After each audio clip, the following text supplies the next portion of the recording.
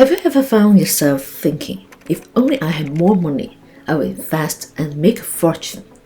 What if I told that some of the world's most successful investors, like Charlie Munger, believe that starting small could be your golden ticket? Today, we delve deep into the mind of Munger to unlock the secrets of making those small sums multiply. Grab your notebook, because this journey is one you want to remember. The myth of massive capital. Imagine a game of chess. The first move is always the pawn, the least valuable piece, often underestimated, but it's that pawn that initiates the game, sets the stage, and often makes way for the more powerful pieces to step into the arena. Charlie Munger often spoke about the realm of investing in a similar light. Many believe you need the queen or rook of massive capital to start the game. Yet, according to Munger, that's a myth. You can begin with just a pawn. Take the story of Tina.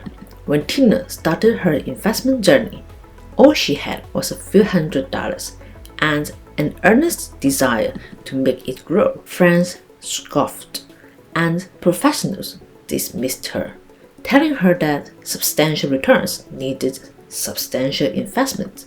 Yet, Tina, inspired by Munger's wisdom, knew differently. Munger once quipped, "It's not about having a lot of money to start, but about getting in the habit of investing." That's precisely the route Tina took. With her small savings, she dipped her toes in stocks, dabbling, learning, sometimes earning, and occasionally facing losses. But the size of the capital didn't deter her. It was the experience she gained, the discipline she cultivated, and the patience she learned. Fast forward to a few years, and Tina's friends began to notice something extraordinary. While they waited on the sidelines, hoping to accumulate that ideal capital, Tina's modest investments had started to sprout. She had not just grown her capital but also sharpened her investment acumen, making her subsequent financial moves even more strategic. Her journey was reminiscent of what Munger often emphasized. Starting small can be a boon. It allows you to make mistakes when the stakes are low, learn from them, and then apply those lessons as your capital grows. It's not about waiting for that elusive large sum. It's about making a move, however small.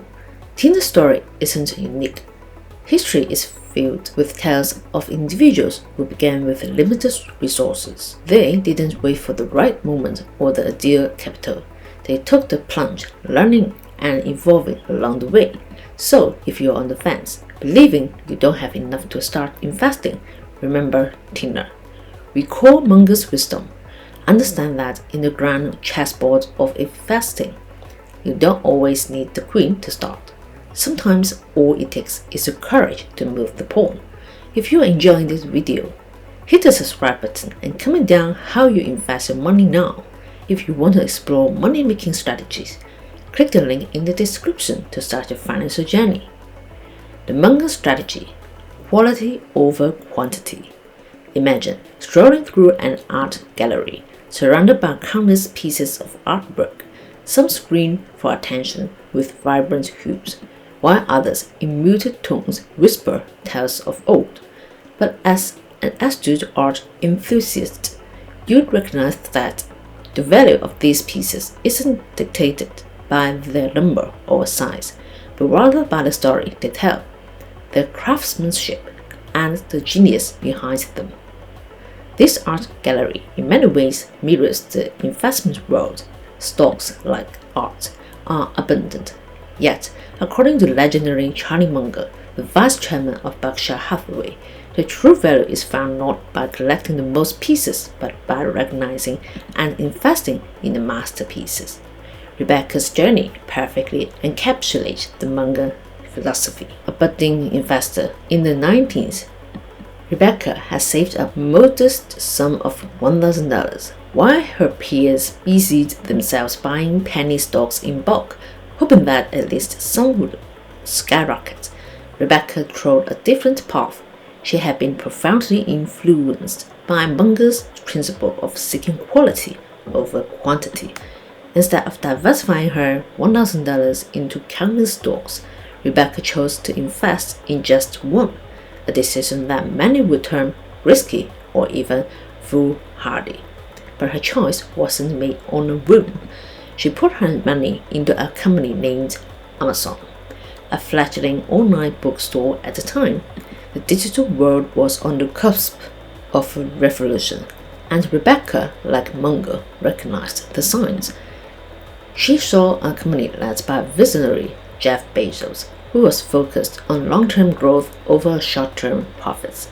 The potential for quality was evident, and as we know now, the growth trajectory of Amazon was meteoric. Rebecca's initial investments grew exponentially, validating Munger's wisdom. It was about spreading funds thin across multiple stocks. It was about recognizing the potential in one quality stock and allowing it to flourish. One might ask, what exactly did Munger mean by quality? For Munger, quality is a combination of strong leadership, a sound business model, competitive advantage, and most importantly, a company's ability to deliver value in the long run. It's not about chasing short-term trends or getting swayed by market hype. It's about identifying businesses that, even during market downturns, have the resilience and strategy to bounce back. Furthermore, Munger has always advocated for understanding the businesses you invest in. Just as an art collector who studied the background, technique, and history of a painting, an investor should understand the intricacies of the business, its leadership, and its vision. It's this depth of understanding that allows one to spot quality amid the noise. In the vast sea of investment opportunities, it's easy to get lost, to be overwhelmed by the options, or to be paralyzed by the fear of missing out. But Munger's strategy offers a beacon. It's a reminder that in the world of investing, much like an art, true value is timeless. It doesn't fade with market fluctuations or economic downturns. To truly appreciate the genius of Munger's philosophy, we need to step back and reflect. In a world racing towards more, Munger's emphasis on better stands out. As Rebecca's story illustrates, chasing quality, even if it means betting on a single horse, can lead to unparalleled rewards. It's not about how many stocks you own, it's about the stories those stocks tell and the value they bring. The power of compound interest is often referred to as the eighth wonder of the world.